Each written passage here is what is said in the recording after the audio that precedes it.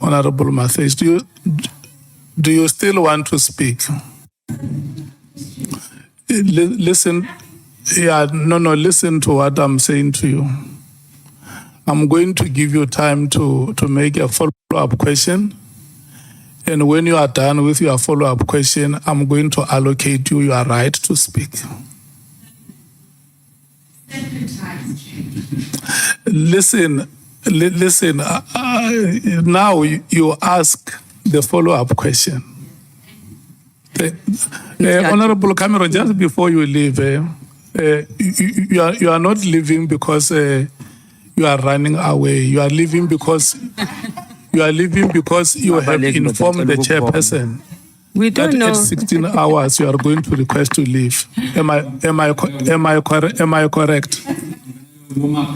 Yeah, but that you have also taken leave with the chairperson. It's not because you are disenchanted or because you are running away, but because at lunchtime you came to the chair and say, sometimes around 16 hours, I'm going to request to be released. Correct? That's it, Chair. Thank you so much. Thank you, Chair. Thank you. Disenchanted is a big word. He doesn't understand it. Thank you, Chair. Acting Minister, on the Public Protector, you said except for a questionable one. Which Public Protector were you referring to? Maybe it's better if we just deal with issues of principle. I think that Acting Minister, just the name. No, I'm. You said it. Yes. You said except for a questionable Public Protector. Which one were you referring to? I think there was a period of time when. Just the name. I do not want to. I've been careful. I don't want you shouldn't say that, Acting Minister. Chair, I think we need your intervention because we just need the name of the Public Protector that the Acting Minister was referring to. Then you must say that. Chairperson, I don't think I can be compelled. The Acting Minister is saying he doesn't want to say the name, but he throws shade around. We don't know which Public Protector is referring to. What do you want the Acting Minister to do? To tell us which Public Protector the Acting Minister was referring to when he said there was a questionable Public Protector. He had the question. What is your response, Acting Minister? I don't think it adds any value to this inquiry to mention names. And I was giving an example. I was making a point about whether or not constitutional arrangements guarantee the kind of outcomes, accountability outcomes we're seeking. That was the point I was making. Not so much who's good and who's bad.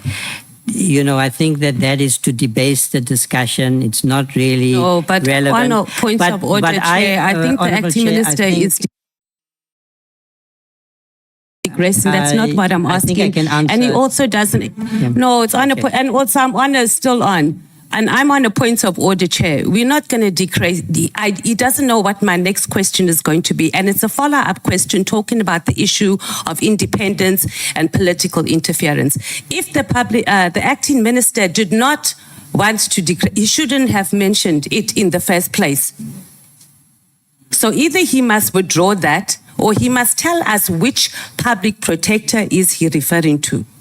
Because then we're going to talk about the political interference, which is within the terms of reference of our ad hoc committee. Acting Minister, do you want to mention the name of that Public Protector, or do you want to withdraw that statement?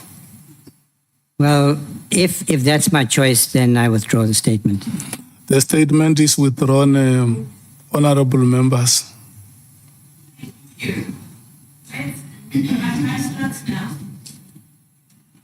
Do you want to start using your time now? Yeah?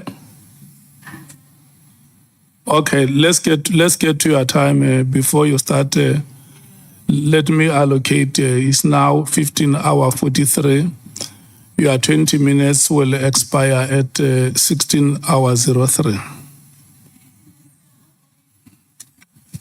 We're not trying to be an ageist or anything. How old are you? I assume that you think the question is relevant. I'm born in 1958. That's 66. Yes. What's the cutoff age for enrollment as a police trainee in South African Police Service? Do you know the cutoff age when they take in trainees? The trainee, you mean the young recruits? I'm not sure what the age is. Yeah, it's 35 years old. And what is the age of retirement for a SAPS member? 60? 60 and then 65 by approval. You indicated that there were statements made by the former Minister Becky Cele, which you did not wish to associate with, if I heard correctly. What specifically are those statements? Yes, I think this is an important matter. I mean, I was quite surprised by that particular testimony.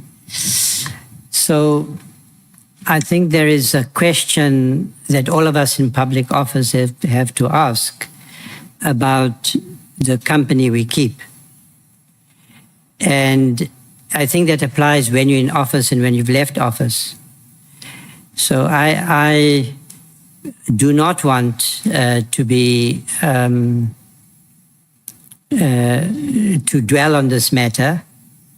You might compel me to, but I do think that there is a general question of principle about how we conduct ourselves in public office, who we associate with, and to have statements. It's not acceptable to accept accommodation from a criminal, and it didn't appear as if my predecessor, one of my predecessors, considered that to be a problem. He didn't suggest that, and listening to him, I thought that was not right. It's not giving the right message to the public.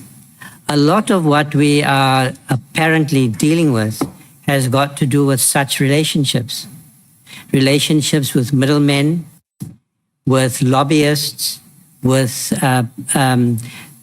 those who are peddling influence. And it turns out that some of them may be criminals. That can't be acceptable. It's not acceptable. And so it goes to, it's a question of judgment and probity when you are in a position of influence. And so I didn't agree with that his statements, those particular statements. I did point out that on his general analysis of the issues implicated in the decision to disband the PKKT, that I agreed with his assessment, his reasoning, rather. Thank you, Acting Minister. So just to be clear, so outside of him having a meeting and accepting accommodation from Kat Maklala, is there anything else? Because that's the only thing that we know. Is there anything else that wasn't reported here as to the ad hoc committee that you know of that is questionable by the former Minister Becky Cele? No, in fact, let me say, that's why I was surprised by the statement. I mean, I have known Becky Cele for a long time. We have belonged to the same organization. I had no, we're not personal friends. We're in the same organization and have had a respectful relationship when I have encountered him. And I was surprised by those statements.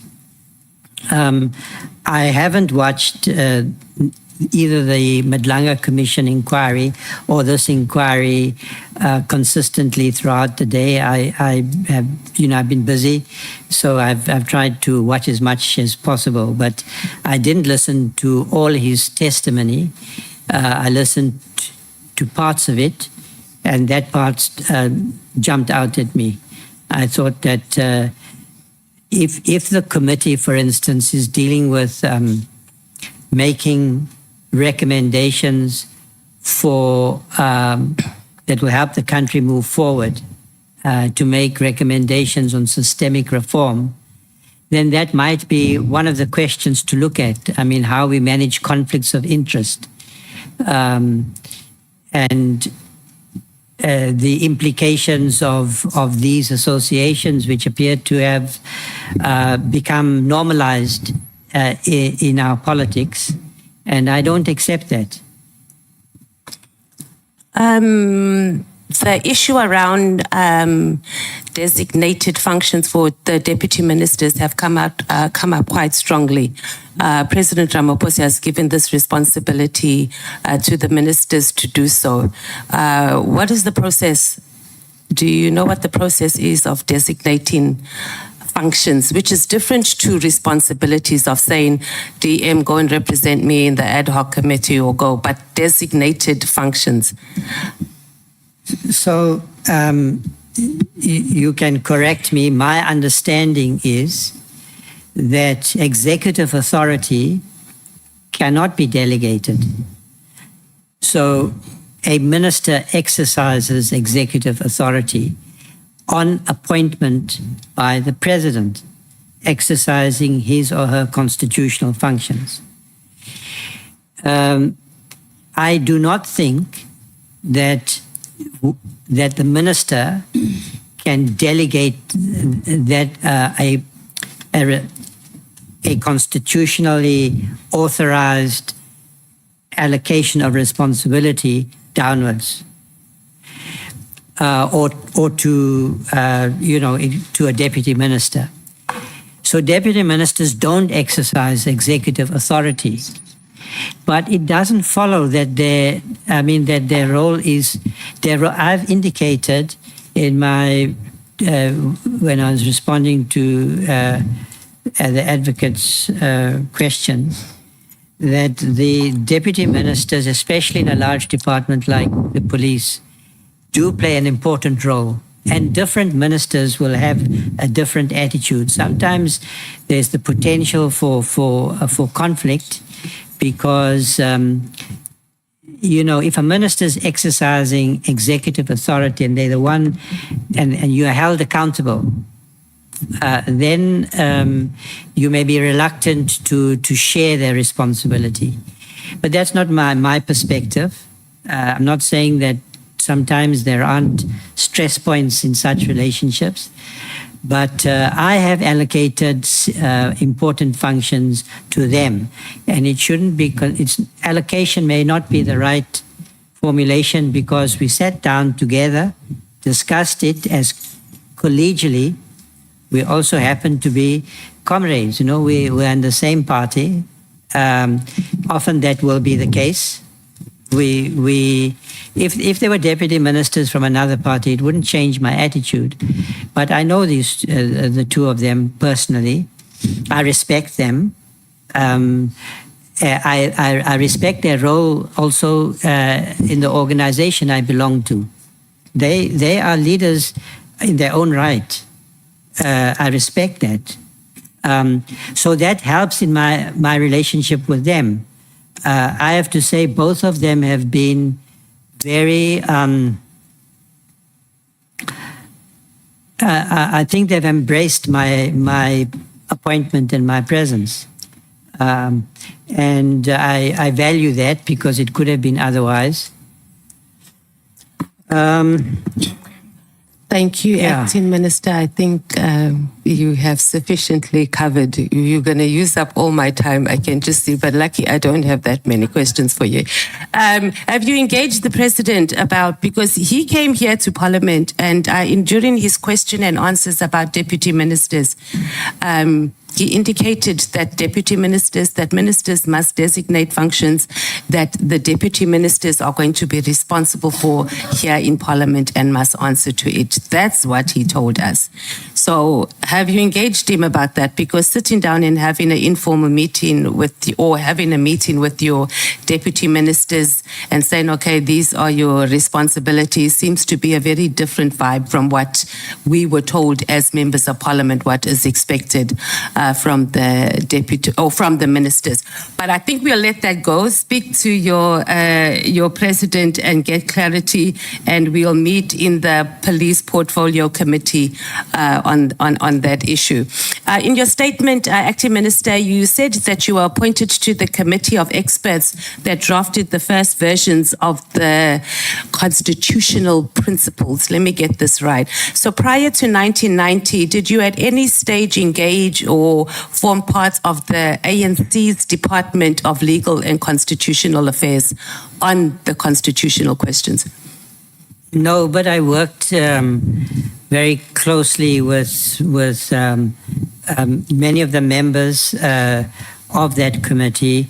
I effectively, when I was in the Center for Applied Legal Studies as a researcher, worked on various projects led by Justice Albie Sachs.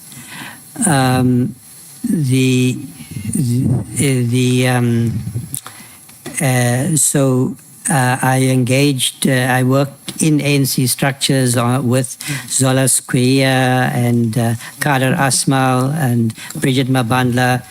I knew them well, worked well, but I was, I would say at that point, quite junior. I was learning from them, just happy to have the opportunity to engage with some of those giants. Yeah. Okay. So that was prior to 1990. Okay. Let's talk about your relationship with President Ramaphosa. How would you characterize that? It's a very respectful relationship. He's the president. I might say he's our president. And I treat him with all the deference that a president should be treated with, in my view. I respect what he's accomplished. I have not always agreed with his point of view on some matters, but that and I'm not going to be willing to explore those matters in this committee.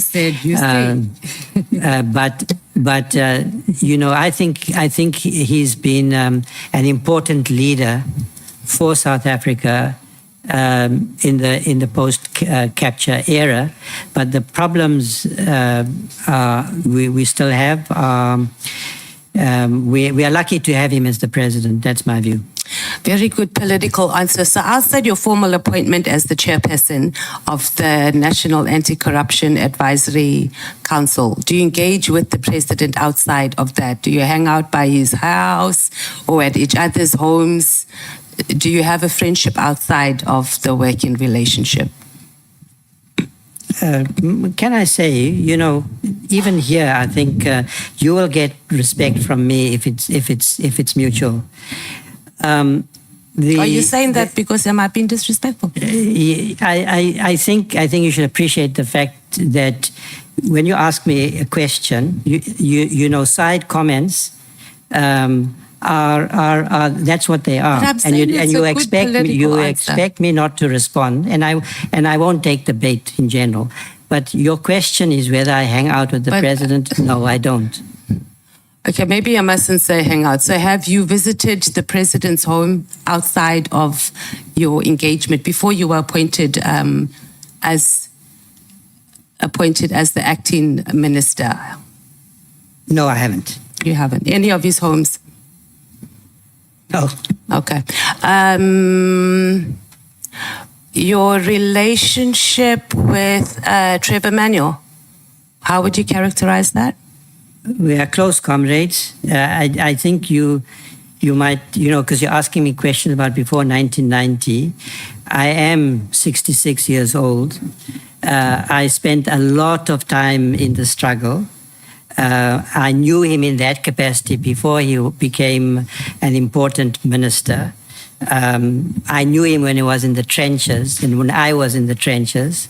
So I know him for a long time, and my relationship with him is based on our involvement in the struggle, not really on his position of high office after we achieved our democracy. And then how would you describe your relationship with the late Minister Pravin Gordhan? I miss him terribly. He was, in my view, an absolutely outstanding cadre of our movement and a public servant of unimpeachable integrity. He was subjected to a lot of abuse at times, completely without justification. But he lives on in our hearts and minds, and I believe in our history books. Have you met or engaged Paul Sullivan? No, I know he's quite famous, but I've had no engagement with him. Okay. I'm done. Thank you, Chair. Thank you. Thank you so much.